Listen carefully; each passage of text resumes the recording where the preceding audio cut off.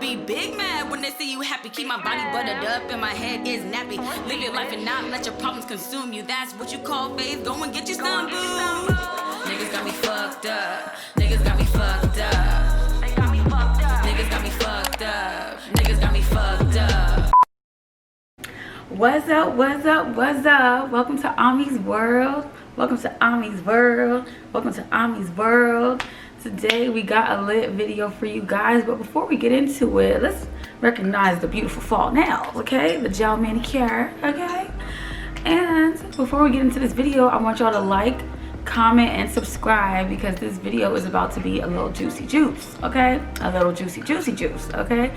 And just for the record, there's like, you know, cutting grass and all that stuff going on behind the camera, so if it's loud for you, I'm sorry. I hope it doesn't disturb the video, but without further ado, let's get right into it. So basically, this story time is about the worst date ever. The worst, like the worst date, you know? And it's kind of crazy because it actually was low-key a little fun, but looking back onto it and like going through it, I'm like, this was not it. And this is like the worst first date. And I don't pray this on anyone. If you just meeting somebody for the first time, I don't pray this on anybody, okay? So let's get right onto it. So basically, me and my sister were at this hookah lounge one night and, you know, met this guy basically. You know, he came and he sat down right next to us, right by me, and just started chatting me up, wrapping me up, you know. And like, you know, we're vibing or whatever. Obviously, the numbers get exchanged and things like that. And now it's just like, all right, we go about our business. We'll link up some other time, you feel me? But the whole night, him and his friends were just staring at me and my sister dance, party, and all of that. So anyway, we leave.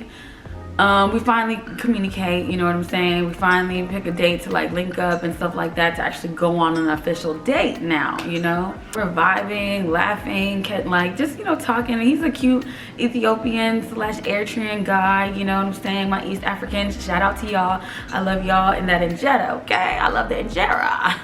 Okay, so now we finally, you know, decide when we're gonna link up, when we're gonna connect, you know. And so basically this guy finally comes to pick me up.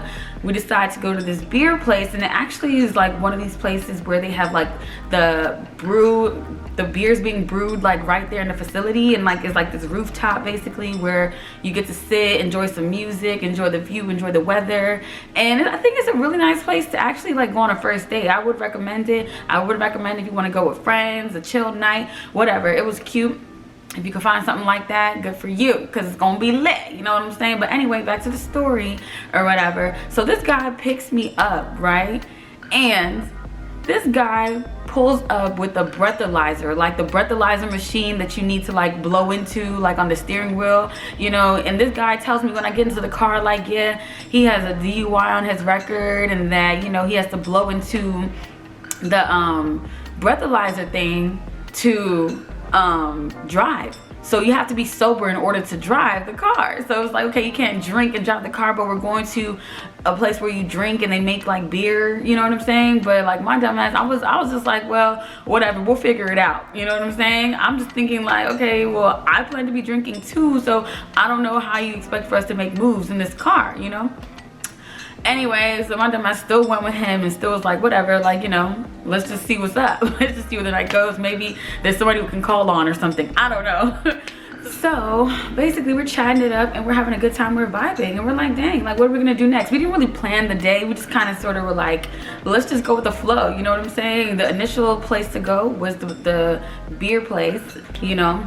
And that beer, let me tell you, was strong. That joint was getting me right. That joint was getting me lit. That joint was getting him lit. And it was like big jugs of it, basically. It's like a big, tall glass. You know those beer glasses that they had back in the day, you know, that you chug or whatever. Basically, it was a big glass. We're drinking, we're vibing, we're having a great old time, right? We're like, dang, like, you know, we feeling each other. What's the next move, you know? Love the hookah lounge. That's where we met up. We're like, let's go to the hookah lounge. Why not? You know what I'm saying? So basically, fast forward or whatever, we finally get there and we're vibing. Everything's good, everything's cute, cool. Like, I'm really digging him. I believe he's digging me, because we're just laughing and everything's just going smooth. And we're just like, dang, well, let's go somewhere else. You know, why not go to the hookah lounge where we met? Duh, you know what I'm saying? So we went to the hookah lounge where we met, right? And so we're just vibing and everything, throwing shots back. He's just calling them, just throwing back, throw back, throw back. You know, we're just throwing them shots back, just having a good old time. Not even thinking about the fact that how we about to get home, like how we about to move on to the next move if we wanted to. We can't, because now we drinking and we turning up. And remind you, the place that we actually went for the beers, we actually walked to the hookah lounge. It was like walking distance from each other, so we just walked to the next location, you know. But basically, now that we're throwing all these shots back at the hookah lounge, now we're just not even thinking about the fact that, hey, how we about to leave here or go home, you know. I don't know. We're just vibing with each other and having a good old time. I'm not even thinking about it. I don't think he's thinking about it, you know what I'm saying? We're just vibing. Basically, after we're just done with the hookah lounge, we just go back to the car just to like hang out and chill, because now we can't even move. Now this dude, you know, has drank, I have drank, nobody's sober enough to move this vehicle and blow into it. So it's just like, dang, that was like really a bad situation and a red flag to start off with. Is like, first of all, this dude got a DUI and he's pulling up with the DUI car to his first date, and then on top of that, you set up a place for us to go drink, okay? And then now we drinking, we getting effed up, you know what I'm saying, having a good old grand time together. But now it's just like, what now? What's next? Who's next? Okay, so anyway, basically we're sitting in the car and we're vibing and stuff like that. Obviously, like, you know, we have drinks in our system, we're feeling each other, you know what I'm saying? So we start making out, we start getting a little touchy feely, you know, and everything. And I'm like straddling him, like sitting on top of him or whatever, and we just like going in, like making out. That's as far as it goes. We're going in, making out, whatever, just making out, just having it up, basically. You know what I'm saying? First date, you know what I'm saying? We did what we could. You feel me? So, anyway, after that or whatever, you guys don't judge me, because like, I'm sure all y'all have had this type of night before where, you know, you might have turned up a little too much and you just don't really remember, like, you know, like some parts of like the story, you know what I'm saying, some parts of the night, which is very much okay, you know what I'm saying? You might have been lit and you might have just having a little too much fun, and that's just what I was at. That's where I was at. I was lit and I was having too much fun. Don't judge me. And we were feeling each other. A connection was going, it was brewing, it was hot, you feel me? It was steamy a little bit, you feel me? And we were just like having some fun. But I don't remember, you guys, what happened after that, because the thing is like, the next moment that I remember, not even like you know, I blacked out or nothing, because I didn't. I wasn't that effed up that I blacked out. But the thing is like, after we're like done like making out or whatever and all that stuff or whatever, we go back to our seats and now we're just vibing. But I don't remember falling asleep, yo.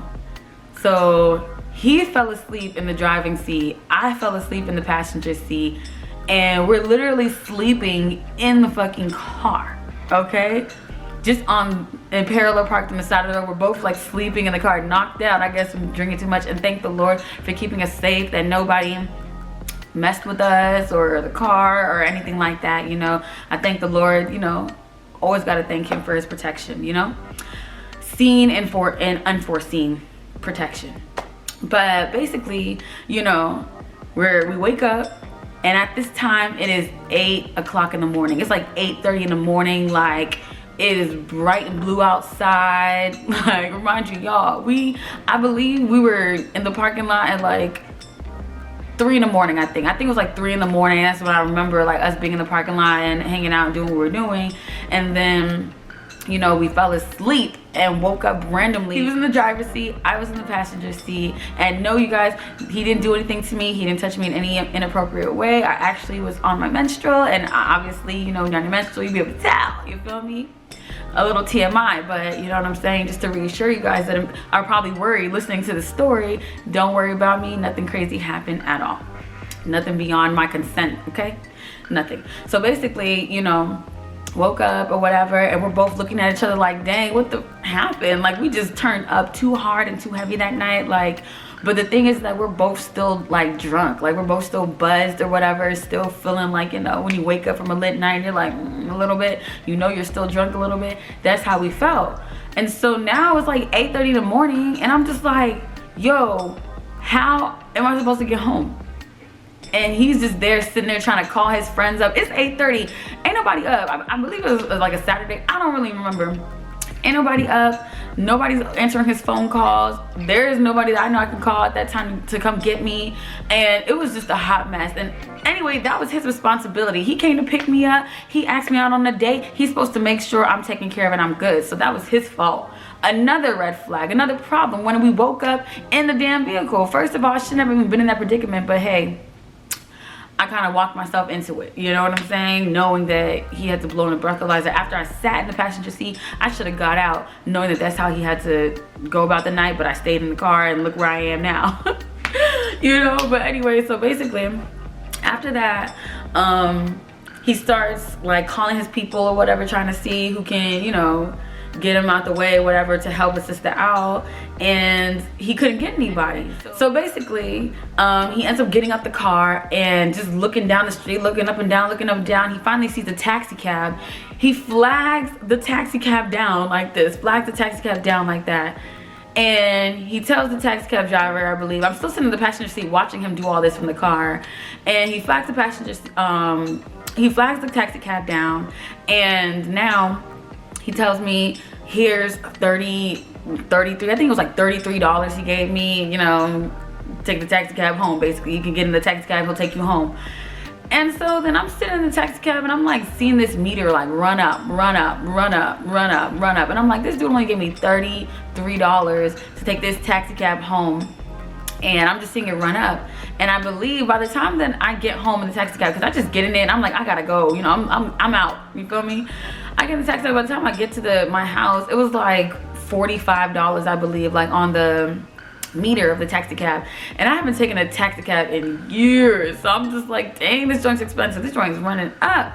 But anyway, so I just gave him, I was like, I only have $33, because it was not my bill to pay, it was not my fault, none of that. Like, nah, I'm like, listen, this was like an unexpected situation, something that, a predicament that he put me in, a bad one at that, you know what I'm saying? So I'm like, no, all I have is the $33 that he gave me, handed it to him, he's like, it's all good. I get out the car and I'm just like, wow, like this dude really had me out here all night, turned up in a car that he can't even drive around after he drinks a little bit. And now we over here, you know what I'm saying, vibing, and we're just hanging in the car because we can't go anywhere else. And then we end up falling asleep, waking up randomly at 8:30 a.m. He flags down the taxi cab driver, gives me $33 to go home. And tell me why this dude had the nerve to call me, blow my phone up, text my phone, and still try to link up again after that. I was so turned off. I was so turned off by this situation, because even though I'm not gonna lie, I had a good time with him, it was a lit night, it was a fun night, and it's a time to remember, you know. I just feel like it was a bad start, it was a horrible start to it. And I feel like for someone like him to be super irresponsible like that, like I feel like it was beyond what was going on in front of me. Like it wasn't like, oh, give him another chance or whatever, it was a dumb night. No, he just seemed like really irresponsible and like stupid to me. I don't know, for moving like that and handling things like that, and just the way that it could have been a really bad situation for both of us, you know. But thank the Lord, like I said, for his protection for both of us, because it was a really careless and stupid way for us to move that night, you know. But thank the Lord that we're okay, like I said. And he's been blowing up my phone. Like he'll hit my phone up randomly, like from a random number. He'll FaceTime me, he'll text me like, oh, you know, I finally found, you know, a beautiful African woman, and now, you know, he started cursing me out, like telling me like fuck you and all that, just because I carried him. And I'm like, that's another red flag. I'm so happy I cut him off after that situation, because now this dude is cursing me out because I don't want to communicate with him, because I'm carrying him on all aspects. You know, this guy is trying to reach out to me on Snapchat, literally every way. He's trying to reach out to me because he wants to hang out with me, he wants to be around me again. And it could have been something good, it could have been, because you're cute, you know what I'm saying, we vibe very well, it was a fun first date. But I just felt like it was too many red flags for me to ignore. I'm not a pressed person, I'm not like a stuck-up person, I'm not like a very picky person where I'm just like no, I'm not that type of person at all.